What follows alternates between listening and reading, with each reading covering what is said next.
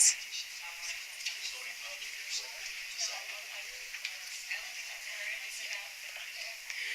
Hello, everyone, and welcome to the second day of the Frank Church Symposium this year. We're very happy to have all of you. We're very excited to start this day off with our Priscilla and Joseph Hurst Memorial Lecture, and we're even more excited to be honored with Dr. Hurst, Priscilla, and Joseph's daughter, and we're very sorry for your mom. But this is...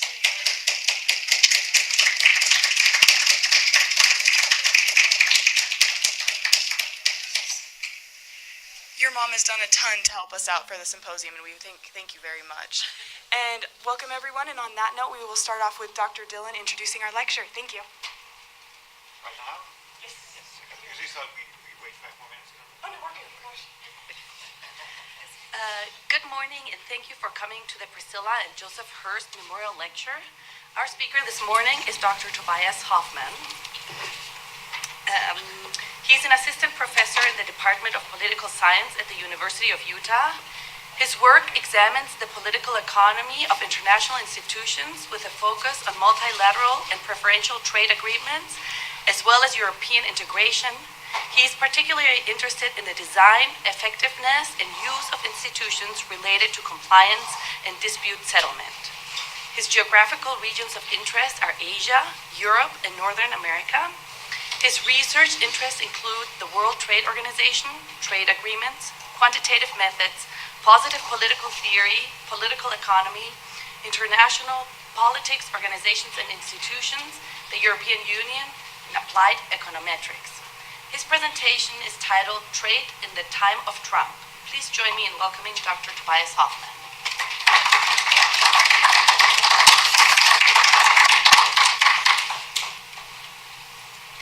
Good morning, everyone. Wow, I did not expect such a turnout at 8:30 on a Friday morning. I have to admit, I would not be here if I was not the speaker. Well, thanks for having me. To the organizers, thanks to all of you for showing up.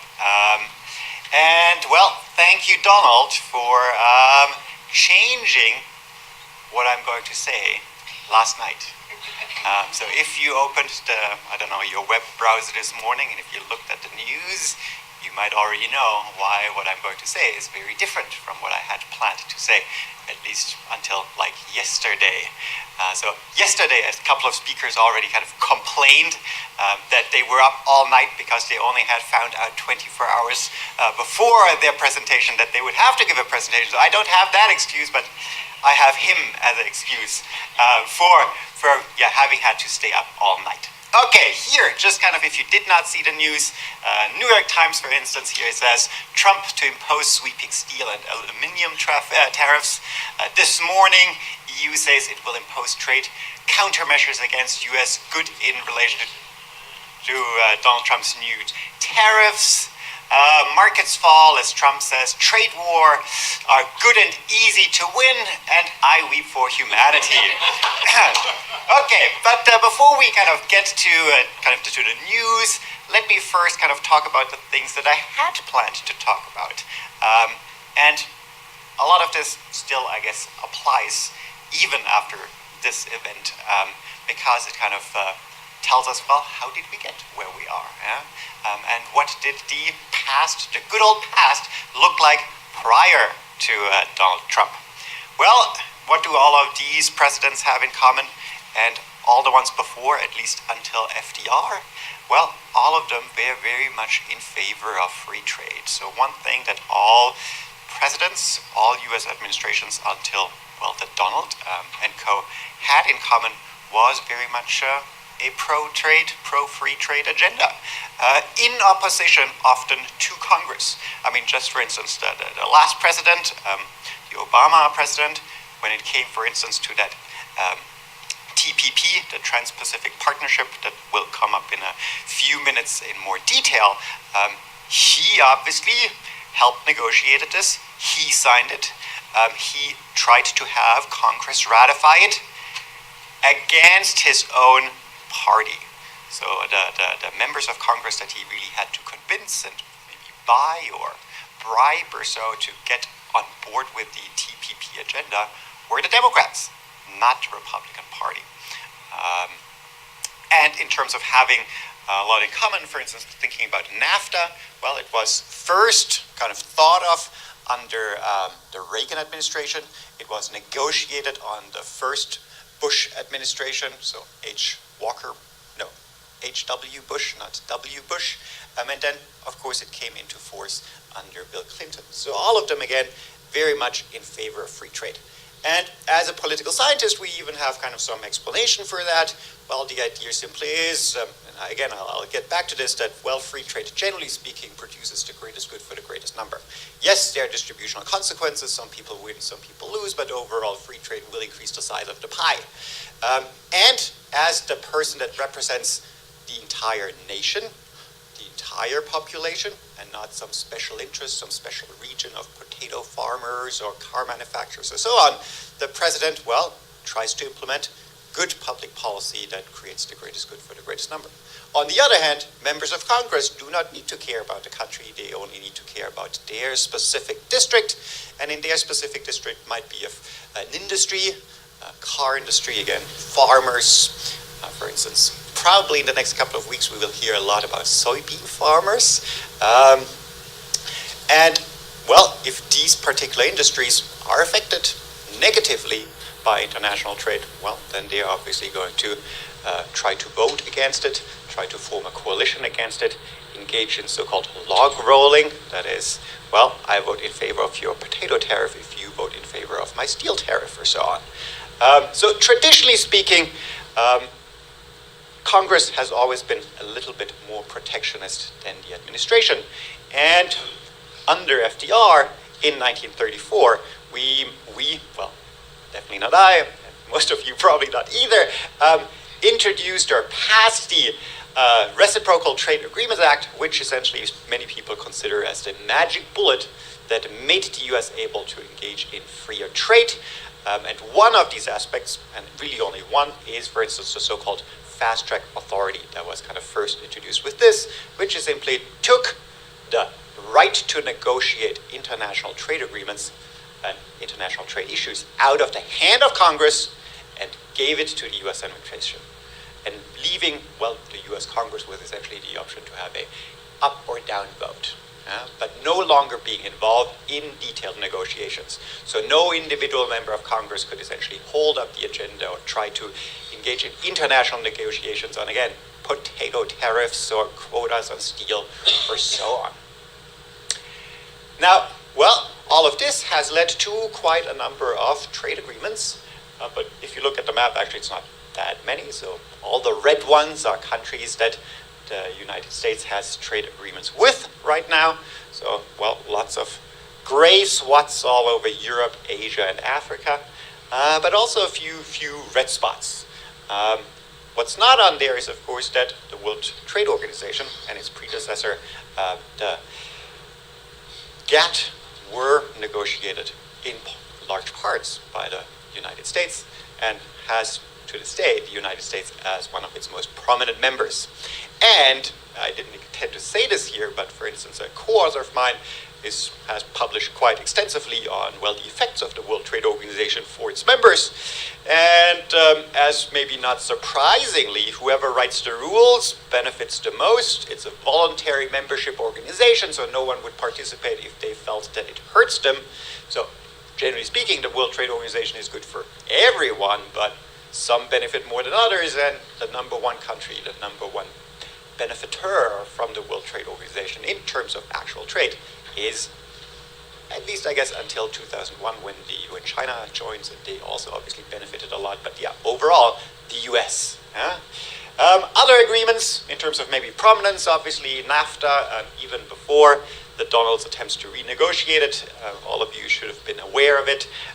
You might have also heard of CORUS, the Korea-US trade agreement that Donald Trump has been ranting and raving about as one of those very bad deals that's raping the US economy.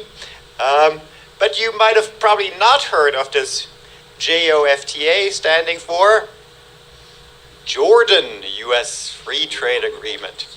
I mean, you also see we have one with Oman, we have one with Morocco. What do they all have in common? well, there is not really all that much trade happening with these countries. Pointing out that, well, even if these agreements were to rape the US economy, maybe that's not really what we care about. These agreements were not signed for economic reasons, but for political reasons. These are, for instance, well, in the Middle East, means to appease countries that otherwise might not like our ally, Israel, as much. So, and they have all sorts of other additional benefits for us and for these countries. So even, I mean, what can this is not the topic of the talk, but I'll still mention it quickly. Well, for instance, when you sign a free trade agreement, you commit to generally good liberal economic policies domestically. A lot of countries have a hard time pushing those policies through against domestic opposition. But if you can dangle the big carrot of a free trade agreement with the US in front of your domestic opposition, well, maybe you're actually able to implement policies that help your country get out of issues of development, even if it is not the trade with the US that really makes the difference. It's the agreement.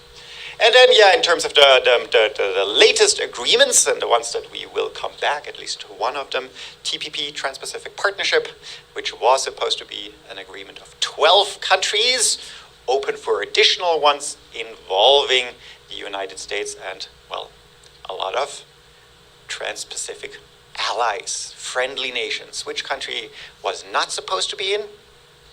China.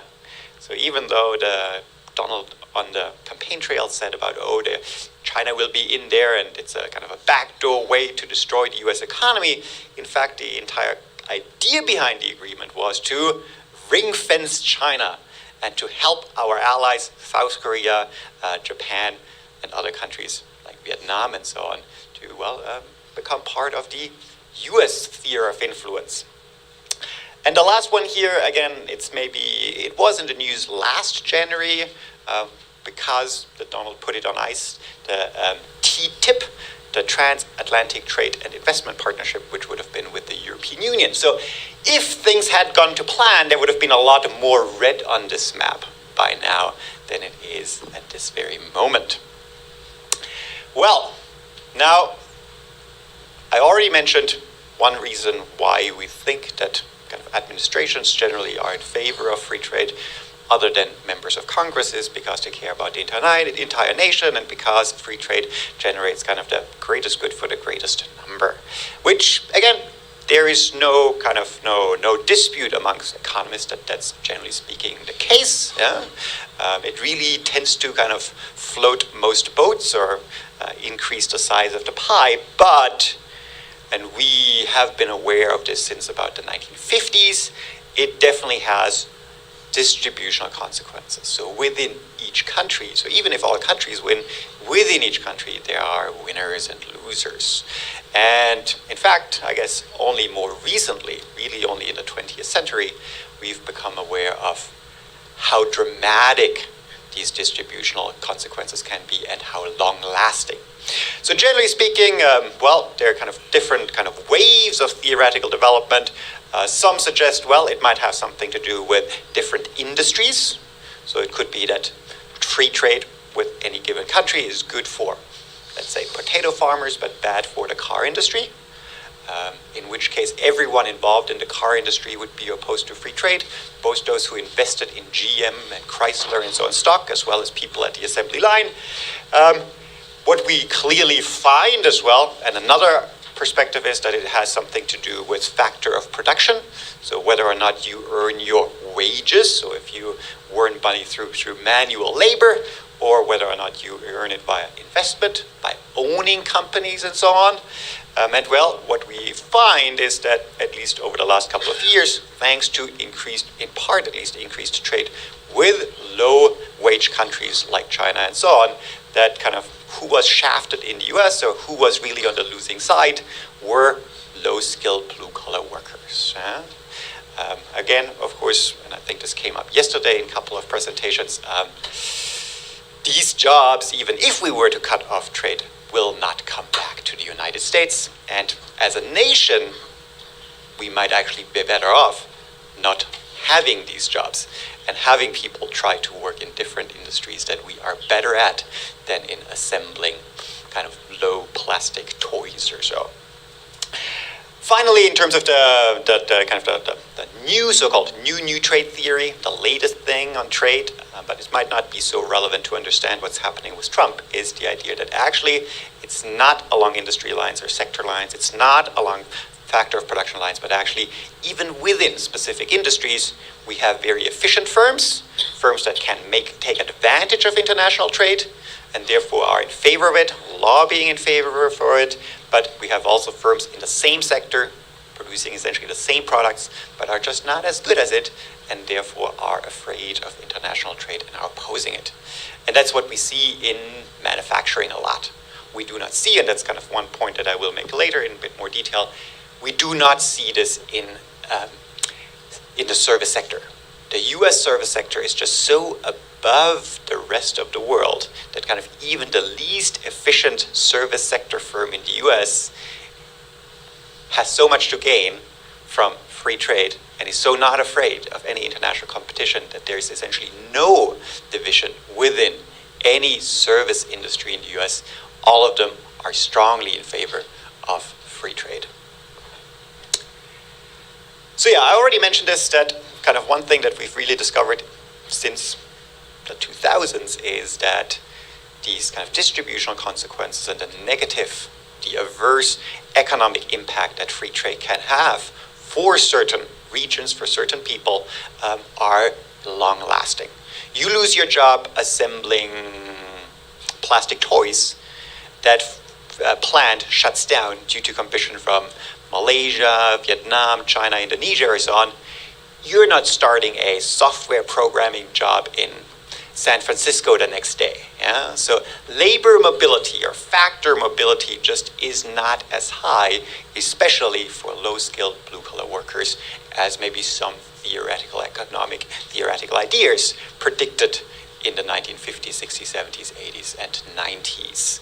So what we see is that, well, this injury, this economic impact is often highly geographically concentrated because a lot of industries tend to be concentrated in certain areas for all sorts of reasons, simply historic development, or it might just be that certain inputs are available in parts of the country that are not available others, or potatoes just happen to grow better in some soil than other.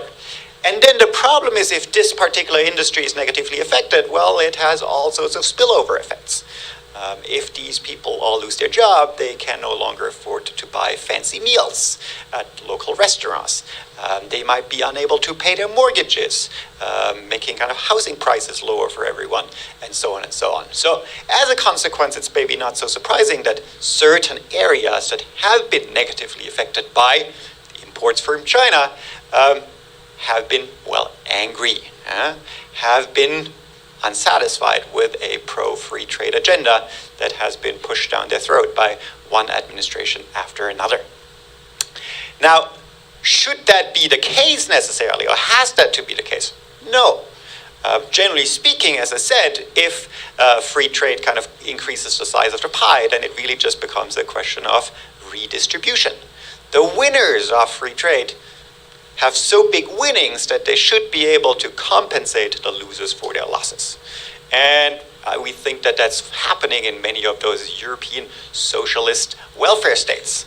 But that said, actually, one of the countries that has, at least on paper, one of the best policies to deal with these issues is the United States, with the so-called Trade Adjustment Assistance, TAA program, which is designed to exactly help people that are displaced from their jobs due to international trade. Temporarily, to find new jobs, to receive retraining, and so on. For some bizarre reason, though, and this kind of a colleague of mine is currently researching this, so we don't have the answer yet exactly, this does not seem to be a very popular program, even among pro-free trade congressmen. So even, and I will come back later as maybe one of the kind of the things that we should kind of, I don't know, hope for, that they keep the Donald in check. Republican congressmen or Republican senators in their specific districts, when they are affected, do not promote the TAA. Because you need to make people aware that they have access to these benefits. They need to kind of get together, they need to do studies and provide information that to show that they really are affected by trade rather than some other phenomenon. In practice, so what we observe is something that is a little bit scary. That is, a lot of these people that lose their jobs due to international trade take up disability benefits. And what's the problem? Once you're on disability benefits, you stay on disability benefits. So all of these people that maybe at this very moment, and maybe for a year or two, would be unable to contribute productively because there are no jobs that they have skills for, but instead of retraining them and making them maybe move geographically and find a job elsewhere, way too many of them get disability benefits and stay on disability benefits. Because for some reason, even though we have that TAA, it is not used. And again, why that is, we still need to figure out. Another kind of way to think about it that it's a bit surprising kind of how dramatic this all has an impact maybe politically is that when we study what has explained, for instance, the stagnant or even slightly decreasing wages for low-skilled blue-collar workers in this country, 85% of it is not about trade. A lot of this has something to do with technological change. So things that used to be assembled by hand are now done by robots.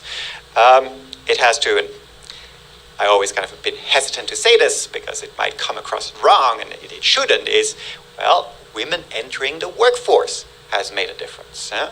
Back in the 50s and 60s, most women stayed at home.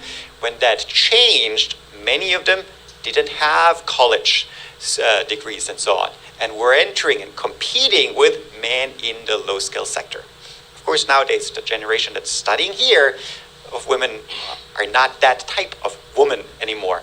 But in the kind of 80s, 90s, that was definitely a large part of kind of keeping low wage or keeping blue-collar wages low. And again, 15% maybe can be attributed to globalization, international competition, or so on. But the majority of that, those job losses and so on, were not driven by international trade. Anyway, even though, so it doesn't have to be an issue, because we could compensate, because we have policies in place, and because there are many more prominent reasons for why people lose their jobs and might be angry and so on, well, free trade, globalization is just a political wedge issue that you can exploit for political reasons very well. And I guess in the last election cycle that has become very obvious. Some of those reasons of why one might be able to exploit this is, well, lack of information. People just do not necessarily know that trade has all these positive benefits and that even if they are negatively affected, they could be helped out. So the benefits of trade, this kind of greatest good for the greatest number, the socially optimal outcome aspect of trade is just, most people don't know this. And then if you look at media coverage of trade issues, it is often very negative for adversaries. For instance, a colleague of mine has studied media coverage of trade disputes. What do we see? Well, even though the United States is one of the most active users of dispute settlement mechanisms, so only kind of the European Union and the United States really are the most active users. So going after kind of countries that we suspect of violating their trade obligations under World Trade Organization legislation, if we actually look what gets covered in the US, it's when other countries go after the US. So it's always these other countries are taking advantage of us via this international organization or via the dispute settlement mechanism of NAFTA or so on. So, in fact, kind of for each, let me try to say this correctly, but essentially, okay, disputes against the US are covered twice as much as the other way around. So, uninformed kind of news reader who just kind of opens, I don't know, the local newspaper or the New York Times or whatever on a regular basis, kind of looks in there, well, he will come across a lot more instances where supposedly other countries are, I don't know, maybe supposedly fairly or unfairly kind of going after the United States and ignoring or not aware that the United States is also making use of these mechanisms, and, well, as they should, yeah? Because all these cases are adjudicated by a neutral third party, by a panel. The judges are selected by the parties involved in the conflict and so on. So it is a win-win organization or institution. Finally, of course, on the campaign trail, Donald Trump said a lot of things or distorted a lot of things that might have contributed to, well, exploiting that wedge issue, making people more angry about international trade than they need to be. And first and foremost is, I guess, his obsession and maybe distortion of the trade deficit. So what is it about the trade deficit? Yes, it is true. The US imports more goods and services than it exports and has done that for decades. But first of all, there's kind of this question of whether or not that's a big deal in the first place. Maybe starting kind of on my slides from the bottom, a lot of this is not driven by kind of nefarious activities of our trade partners, but it is simply driven by you and me, or you and you. You simply like your China-manufactured smartphones, your Mozambique waved T-shirts, your Sri Lanka knit sweaters, and so on. No one forces these products down your throat. Yeah? It's not their fault, the Chinese, the Vietnamese, and so on, that you simply like their products, that you like the fact that they are cheap, that they are of good quality, and so on. Kind of moving up from the bottom, the next one is kind of another contributor is the strong dollar.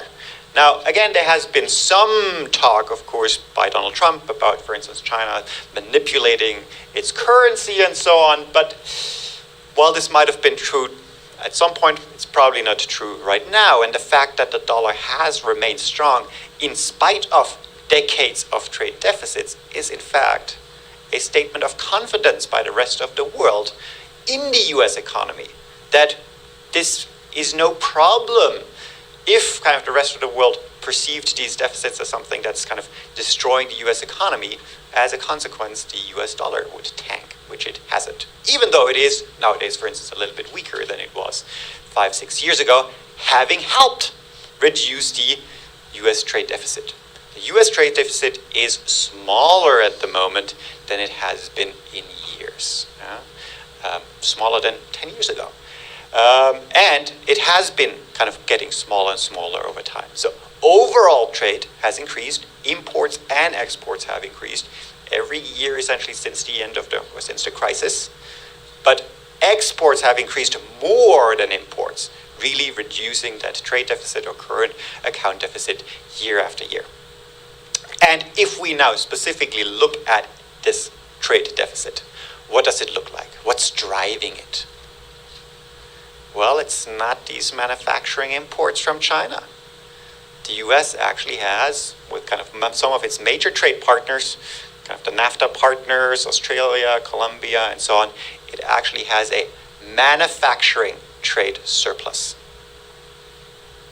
And of course, what it also has is a ginormous service trade surplus. Financial services, tourism, transport, intellectual property right. All of these products that, well, the US is incredibly good at, it is selling to the world at a dramatic rate and a dramatically increasing rate. And it would be terrible if those increases were reduced because our trade partners are retaliating because we impose some restriction maybe on steel or so on them. And yeah, so the other aspect is that a large chunk of that kind of trade deficit, again, it's not about manufacturing mostly, but it is about energy imports. That has been also reduced due to fracking and so on in recent years, but still at least 1/5 of this deficit is driven by petroleum imports, which again, is not stealing US jobs or anything. It's just we need that petroleum to drive our cars and to produce the fancy chemicals that we then export at a profit. Okay, more trade. Trump talk that is problematic is all the talk about bad deals. TPP, bad deal. Iran nuclear deal, bad deal. Not today's topic. But for instance, I mentioned it before, that Korea-US trade agreement, bad deal. So he's going to go renegotiate them and get us better deals. Yes, sure, exactly. Why is that very unlikely? Because, well, to strike a better deal, it doesn't just require wishful thinking, but a lot of these agreements involve other countries, and you just can't renege on it because you feel like it. exactly. I mean, even if you can't technically renege on them, which you can walk out, you cannot force that other country to give you a better deal. So on the right here, this is just from earlier this week from the New York Times. Well, it's impossible for you to read, but let me kind of look here. It's a quote by the Canadian Prime Minister, which reads, "We will not be pushed into accepting any old deal, and no deal might very well be better for Canada than a bad deal." Meaning, well, renegotiating NAFTA only can go so far. If you are offering a worse deal to Canada than you currently have, it might well be that no deal is better for Canada than a renegotiated deal. So yeah, Donald should have taken, I think, an international relations class with me, or read up about the so-called BATNA, the best alternative to no agreement, and Canada seems to have a fairly good alternative to NAFTA. For instance, it recently signed and is about to ratify and implement an agreement very similar to the abandoned TTIP, that is CAFTA, a free trade agreement between Canada and the European Union. With 500 million instead of 350 million consumers, with an economy that essentially is exactly the same in size as the United States. A little bit harder to get to. You have to ship things across the Atlantic rather than drive across the Canada-US border, but still, clearly a great alternative out there that would make Canada and all of its other trade partners not just accept any old deal. Okay, well, he has been very successful on the campaign trail. You guys all voted for him.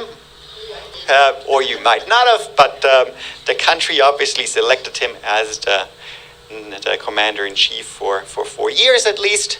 And what has happened since then? So initially, until last night, I thought I would focus on this. Essentially, mostly what happened in 2017.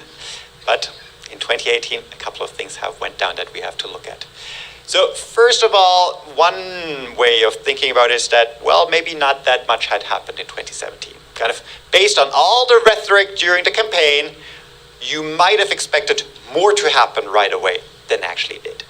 What were some of the kind of bigger things? Well, for instance, pulling out of this Trans-Pacific Partnership, but then it had not been enforced yet. Yeah? It had not been ratified. It had not actually produced any real benefits yet. So meaning you only kind of reneged on a piece of paper that had not had any chance to make a difference yet.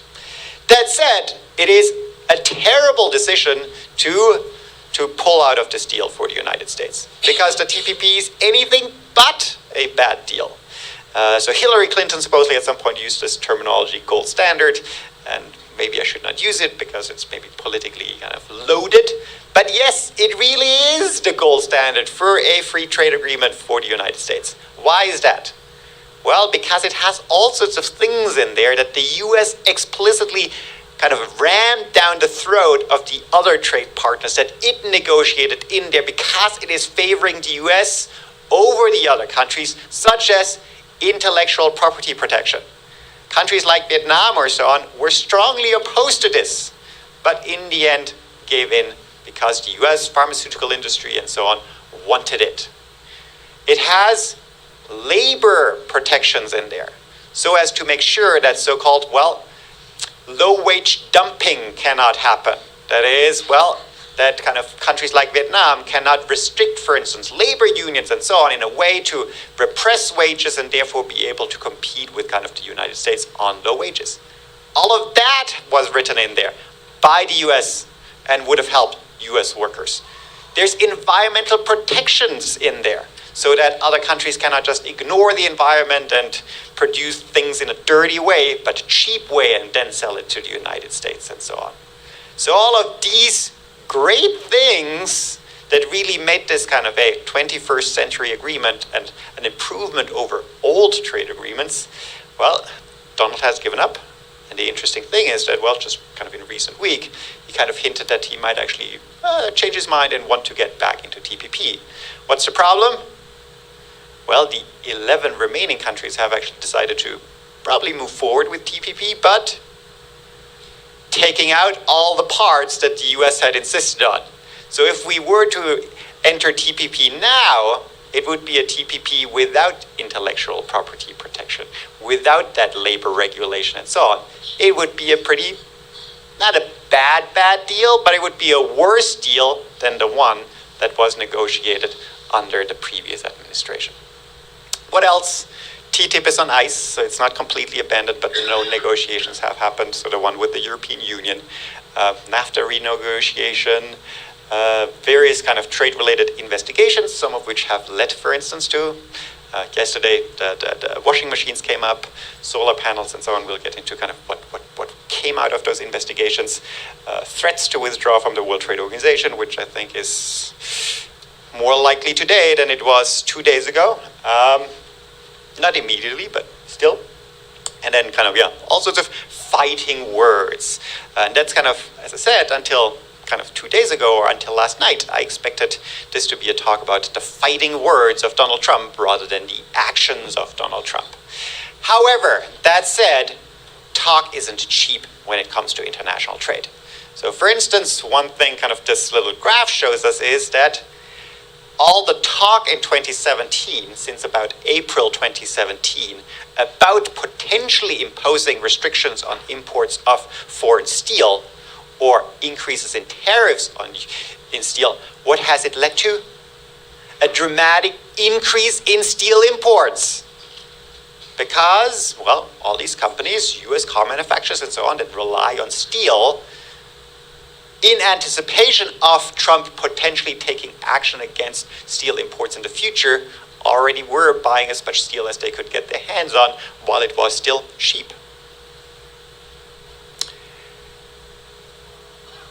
And it's not just this, it has, of course, bigger investment-related kind of consequences. Well, I mean, there's just kind of potential imposition of steel restrictions, but there's then, if the US was, so again, at the time this was not yet happening, impose steel restrictions on steel imports, we can expect that other countries would retaliate and so on. This would cause havoc in international trade relations. Well, if you're a multinational corporation, would you necessarily invest in a different country? Or if you're a foreign company, would you invest in the US if you're not sure that you're, for instance, well, your reliance on inputs, because most companies or most products these days are not produced in a single country, but require inputs from all over the world. We have all these extensive kind of networks of production. Well, that these will be disrupted. Would you engage in investment abroad? Probably not. Would you create new jobs if you are not sure that you can actually recoup your investment, if it might be affected by kind of a trade war, trade dispute or so on? Probably not. So a lot of companies have essentially deferred investment simply as a consequence of just talking about potential trade conflicts. But the most obvious, the most kind of visually clear one really is this impact on steel imports. Kind of claiming that there is a possible problem or with too many imports and claiming that you might restrict them actually made kind of the problem worse, leading to more imports. Okay, well, it's not just cheap talk, it's no longer just talk. 2018 has happened, and we've already heard about these washing machines yesterday. And I think you were a little fairly optimistic about the washing machine restrictions maybe being a good thing. I am not so optimistic there. Why is that? Well, the first point is kind of straightforward. Washing machines are going to be more expensive. If there's a tariff on the import of LG or whatever washing machines are en vogue these days and top of the line, coming from South Korea and so on, well, that tariff will not be absorbed by the firm. It will, at least in part, be handed down to the consumers, meaning that some people will no longer be able to afford them, and those who can still afford them will have to pay more than they would have before. So a so-called reduction in consumer surplus. But maybe worse, it will create what economists call deadweight loss. One way of thinking about this, so this is kind of things lost that neither the consumer has, nor the firms have, nor kind of in terms of collected tax revenue, just kind of economic benefits that poof, disappear into thin air. Why is that? Well, because, for instance, Whirlpool will no longer have to actually compete that hard. They can be a little bit, less efficient in producing washing machines. They don't have to innovate as much. They don't have to look into keeping the washing machines of high quality and so on, because they know that they can still compete on price given that they are protected from foreign competition. And thinking about, this is somewhat kind of an excursion, but this is dramatically important. How do we know? One way we know is, for instance, NAFTA. What did NAFTA do? NAFTA helped, indeed, the Mexican economy dramatically. How did it help them? Not just by opening kind of the border to the US, so being able to export, but by getting Mexican industries on their toes due to foreign competition. The Mexican car industry was in terrible shape prior to NAFTA, not because they couldn't sell to the US, but because no one wanted to buy anything produced in Mexico because it was so terrible products, because kind of car manufacturers in Mexico were protected from foreign competition prior to NAFTA. So really what NAFTA did was forcing Mexican car manufacturers and other industries to innovate, to be at the top of their game, to employ more highly skilled workers and so on, to actually be able to produce goods that US and Canadian consumers would want to buy. And that's the big change. That's what kind of has led to Mexican economy kind of booming. It's, for instance, not really labor. I mean, this again, side notice, but if you think about, for instance, cars, the wage benefit in any car that's imported from Mexico is about $800. So it's cheaper by $800 to produce a car in Mexico based on the difference in wages between Michigan and Mexico. How much does it cost to transport that car to the US? $900. So that wage difference cannot be what's causing those imports. Anyway, Whirlpool is not the only company that's producing washing machines in the US. In fact, Samsung and LG produce washing machines in the US as well. They produce them, however, with a lot of foreign inputs. And, as it says, washing machines and parts. So many of these parts are also affected by those tariffs imposed. Meaning that, well, these American plants will no longer be able to competitively produce washing machines, and people employed by these US plants, foreign owned, but the jobs, the people working in these plants are American workers, will potentially, most likely, lose their jobs. And then this last part here, this is just more maybe a funny side note, but how did we justify? Well, we justified that maybe these foreign washing machines are, it's not officially an anti-dumping case, but that they were sold too cheap in the US. How do you calculate that? Well, the thing is, in the US, washing machines and dryers are typically sold together. To produce a dryer is much cheaper than to produce a washing machine. But the washing machine is simply half the price of a washing machine and a dryer. So meaning that that washing machine is actually, in comparison to what it costs to produce, very cheap. Meaning you're selling it below production cost, justifying the fact to impose tariffs on those washing machines. Even though that makes, of course, no sense given the sales model in the US of selling washing machines and dryers together. Anyway, it was not just about washing machines. The more prominent aspect, maybe in the news even though it might not affect as many as washing machines, were the solar panels, announced on the same day. Safeguards against solar cells and solar panels. What are safeguards? Safeguards are actually a legal mechanism that allows countries that are part of the World Trade Organization to temporarily, important is temporarily, impose restrictions, tariffs, and so on, if domestic industries suffer injury due to foreign competition. The important thing here is without having to prove that the foreign country is engaging in some kind of nefarious activities. So it's not dumping, it's not engaging in anything that kind of would violate international trade rules. It's simply, at this very moment, our domestic industry is hurting. They're just not as good and they need a leg up for a 2-year or a 4-year period.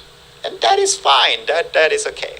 After showing that there is injury, after going through a lengthy, transparent process where all stakeholders involved, so all the domestic producers, domestic consumer groups, and so on, are interviewed by the US ITC, the US International Trade Commission, and so on. And then based on that, the US ITC will make recommendations that then in the end can be either, well, implemented, as they have been here, by the administration or not. Now, what makes this case a little bit idiotic or weird, so even if we think the washing machines are okay, economically problematic, but maybe still kind of understandable, this is pretty idiotic. Why is it? Well, the entire case came into existence due to the complaints of 2 firms. Suniva, a Chinese firm, and Solar World, a German firm. Yes, they have kind of plants in the US. These plants were negatively affected. These plants producing these solar panels were not competing or able to compete with foreign-produced solar panels. But it's kind of ironic that they're not even American-owned plants. Who is opposed to it? Everyone else. The entire US solar industry, except for those 2 firms, have done everything they can to lobby against the imposition of any restrictions, additional restrictions on the ones that are already in place by the US. Why is that? Well, because most of the jobs in the US solar-related industry are, for instance, installation jobs. You want to buy them cheap so you can't put them on everyone's roof. Most of the jobs are installation jobs. But it's not just that. It's actually also, that's why the important cell is important more than panels, is that what nowadays actually no longer China, I mean, even though kind of the argument always against China, most of these imports are actually from South Korea and Malaysia. What we import are fairly cheap solar cells. But you don't put those individual cells on your roof. You turn them into fancy panels with fancy kind of electronic installation and so on. And all of that is actually done at a profit in the United States. So all the high-tech part kind of involved, the markup things, the ones that kind of produce value, is done by US firms in the US. And these firms are suffering now because, well, they can't get their hand on cheap solar cells anymore. So truly, the entire US solar industry, the industry association, strongly made their opposition heard, but it obviously didn't work out that way. And then, I mean, this might only those interest who actually care about the environment. Of course, it has all sorts of negative environmental consequences. Any kind of gigawatt of electricity that's not produced by solar panels will, well, continue to be produced by clean coal or so. And for instance, the US Navy actually also opposed it for these environmental reasons. Well, now let's get to last night. And let's get to what is insanely dangerous. Or insane and dangerous. And that is, well, those new tariffs on steel and aluminium.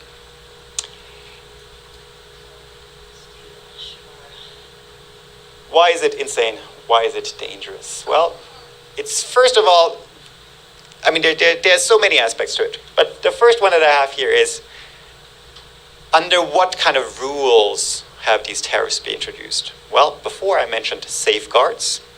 And the last time we imposed restrictions, strong restrictions, tough restrictions on imports of trade was under the last Bush administration in 2002. These were steel safeguards. So once again, they were temporary. They were transparent after a lengthy investigation process that everyone had access to who was affected. And yes, they were following the rules, kind of the letter and the spirit of international trade law. This time around, they have been imposed under the argument that these steel and aluminum imports pose a national security threat. Which you can, again, it's kind of, according to the letter of the law, US law and the World Trade Organization, yes, there is a national security exception. But no one has ever invoked it as an economic national threat. In the past, the last time the US invoked this, under Ronald Reagan in 1986 during the Cold War, it has been so long that this has been used, it was imposed on some manufactured tools because of concerns that if this particular industry goes out, we won't be able to produce kind of tanks and aircrafts and so on, the things that we actually need for national security reasons. The very first time a claim is made that somehow there could be something like a threat to the national economy or so, and that for security reasons, we need to impose them. Now, even if you bought this argument, it's still incredibly weird because, so this 80-20, 20-80, what is this about? Well, the argument is made for both steel and aluminium. Oh, and by the way, it's about steel and aluminium, which is so strangely broad. Typically, these cases are about very, very specific things, kind of certain types of steel of a certain quality, a certain length, certain thickness, and so on, not just aluminium and steel. Again, making it completely transparent, the process, because at least until a few days ago, no one really knew what was meant by steel and aluminium. Is it everything, or what is it? But yeah, what kind of is weird is, so in the case for aluminium, the case could actually be made that, well, there is a large number of imports, not much domestic production. And aluminium, yes, it's required for instance, building aircrafts and so on, so maybe we could make the place. So it's not the exact numbers, but more or less, 80% of aluminium in the US, used in the US, is imported, 20% produced domestically. So yeah, maybe you could make a case that maybe that should not be the case. Yeah? On the steel end, on the other hand, only 20% of US kind of consumed steel is imported. 80% is domestically produced. Where is the security threat here? Yeah? What makes it even weirder is now when it comes to the imposition of those tariffs, it's exactly the other way around. That 80% of those tariffs are imposed on steel, and only 20% of those tariffs are imposed on aluminium. So we are keeping the steel that we already don't really need to keep out, even more out than the aluminium, where we could potentially make a national security argument. Now, who is producing the steel that we are keeping out? No, not China. That's the thing. Our major steel countries that we import steel from are Canada, the evil empire of Canada, Brazil, South Korea, our NATO partner Turkey. These are our allies. We are hurting our allies under the guise that somehow this is against China. I'm at a loss of words, sorry, I really cannot explain it. It makes no sense. Now, what does it cause? Well, it will cause, of course, for instance, your beer cans to be more expensive. Well, that's probably not the worst thing. Cars, for sure, more expensive. It will affect consumers in the US across the board, because thank you, steel is just, and aluminum is so many things. As a consequence, it will affect jobs. So more expensive cars, less cars sold, less people employed in the car industry, and so on. In other words, every aluminum or steel job saved will cost way more than this person whose job was saved will ever earn in his or her lifetime. I don't have the steel numbers, but I don't have them really in my mind. But for instance, U.S. sugar industry is also highly protected. Every saved U.S. sugar job is essentially, I shouldn't use the word subsidized, because subsidized would actually good instead of tariff, but subsidized with about $100,000 each year. And that person kind of working at that sugar plant makes maybe 35. Meaning $65,000 are just essentially thrown out the windows for no good reason. Okay, trade deflection means, well, what will all of this do? It will dump cheap steel and aluminium on our trade partners' markets. That is, well, if that steel can't be sold in the US, it will go to Europe, meaning Europe will probably also impose restrictions and so on. So trade deflection will cause havoc throughout the system. As a consequence, well, who will deal with it? Maybe the World Trade Organization. But unfortunately, this particular thing is a lose-lose situation for the World Trade Organization. Why is that? Well, there are potential scenarios. The first one would, well, so Europe and so on takes the US, or Canada takes the US in front of the World Trade Organization, says the US is doing something that's not legal. Again, I think it is potentially following the letter of the law, even though definitely not the spirit of the law. But let's say the World Trade Organization was to decide in favor of the trade partner.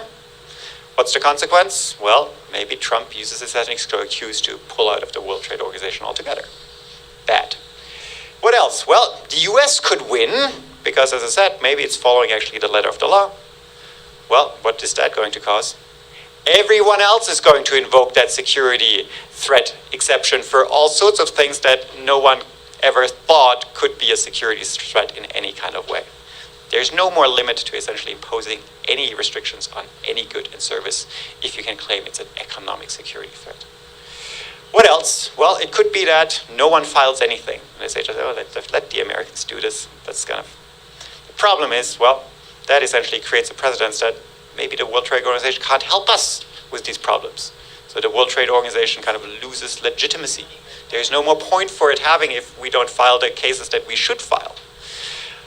And of course, what's going to happen, and then I had this already kind of when I showed you these news clippings, is we will probably have widespread retaliation. Maybe within the rules or maybe outside the rules. And yes, I say here, poor US farmers. I haven't heard anything about potato farmers, but US soybean farmers will most likely, in the next couple of weeks, kind of get the surprise of their lifetime. When China and so on is going to impose restrictions or tariffs on soybean imports. What is the other one? The Germans in the room can help me. Hirse. Hixum or something? Does that exist? Anyway, some other thing. We are really good at farming. I mean, the US is actually a very interesting case if you study trade and so on, is because given how industrialized we are, it's kind of surprising how good we are at farming. But hey, that's where the rest of the world can kind of needle us. For instance, by hurting US farmers with retaliation, hurting industries that the US is good at. And for instance, the Europeans are very good at knowing what industries to hurt. For instance, like in the past, it has hurt, for instance, also orange farmers in Florida. Well, because... Sorry? Millet? It's not what I had in mind, but something else. Anyway, it doesn't matter. Okay, well, I just found this last night and thought it's I don't know. Do you know this dude? A Canadian rapper, anyway. Yes, someone knows him. Okay, anyway, but yeah, it makes no sense, yeah? We abandoned TPP, which was supposed to keep the Chinese in check, and then we implement policies that hurt our allies rather than the Chinese that we complain about all the time. It makes no sense. It makes no freaking sense. Anyway, is all hope lost? Maybe not, yeah? Here's the sliver here of hope. First of all, republics in Congress. So even though I said before that the administration or that generations of US presidents have been very much in favor of free trade, so have been Republican representatives in Congress. For instance, 94% of the times have US Republican senators voted in favor of trade agreements that came up for a vote. And they also killed, in the context, for instance, of the tax bill and so on, this idea of a so-called border adjustment tax. We don't have to go into detail. We don't have time to go into detail. But generally speaking, especially US congressmen have always been in favor of free trade, unless their specific district was affected. But generally speaking, overall. Also, what's maybe somewhat surprising is that people tend to love trade if you ask them the right question. And that is, if you ask them about trade, rather than trade agreements. Trade agreements are unpopular. That's somehow what people get railed up about. It's kind of lifting their, no TPP or whatnot sign. I don't know, setting downtown Seattle on fire if you're old enough. 1999, the big kind of riots in Seattle during the World Trade Organization, again, a trade agreement and so on.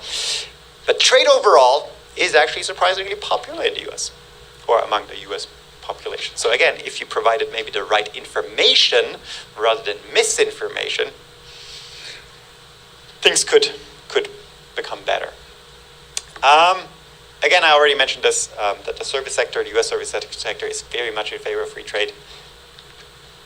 And yeah, our best firms, the ones that pay the highest wages, the ones that can compete with the rest of the world, multinational corporations, all of them are in favor of free trade. It's only the ones that are not so good that are complaining.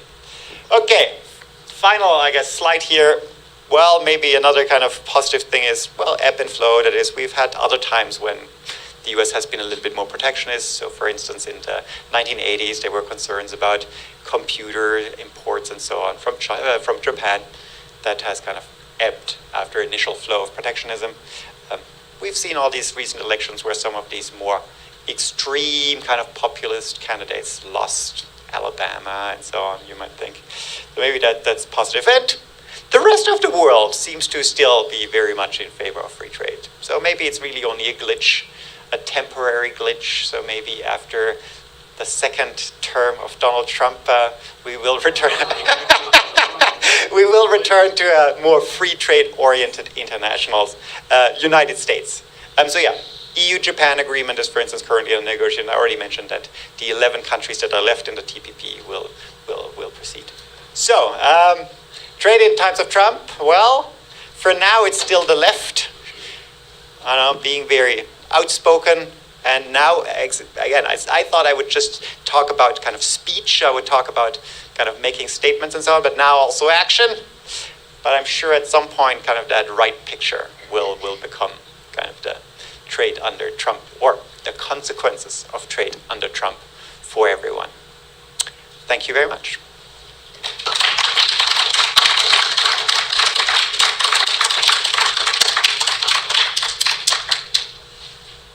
I'm not sure, is there a Q&A session or not?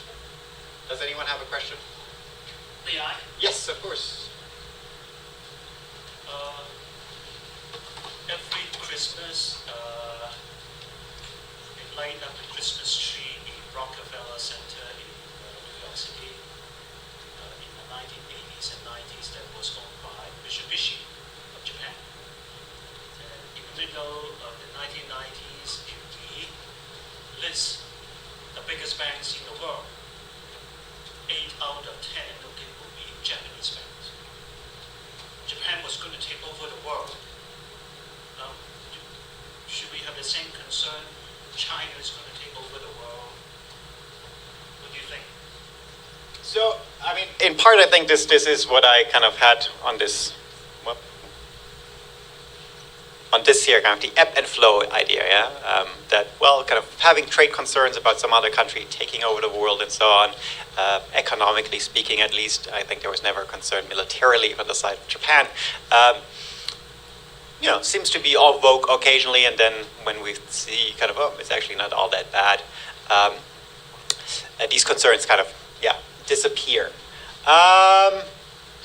Is China going to be a major economic powerhouse and politically one moving forward? Absolutely, no question.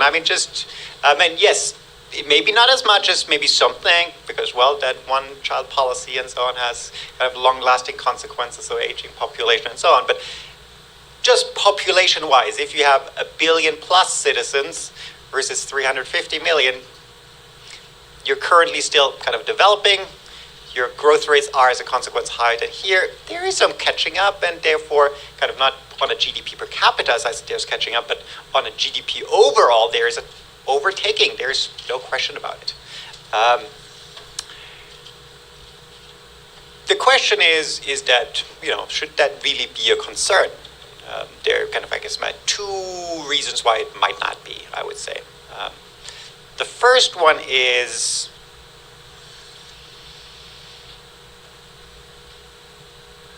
China really doesn't have an interest in kind of destroying the U.S. economy.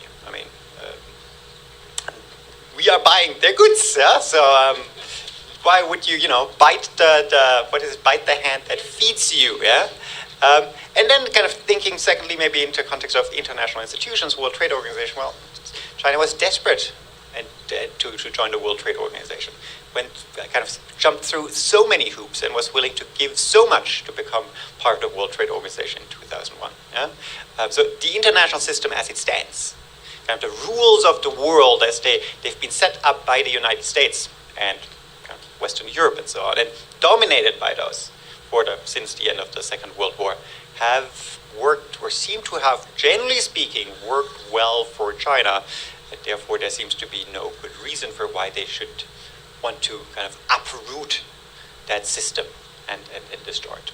There are some examples, for instance, like in the development area, where they've set up the AIIB as kind of like an alternative institution because of dissatisfaction with some of the voting rules and so on, that still be kind of dominated by Western Europe, Japan, and so on, so where they don't get their fair share of influence. But again, even that institution, for instance, essentially follows exactly the same rules as the IMF, the Asian Development Bank, and so on. So it's not really a different organization, it's just an organization where China has a little bit more votes than others. I get told that no more questions. Okay, then no more questions. Once again, thank you all for showing up this early in the morning, and thank you to the organizers for having me in the first place.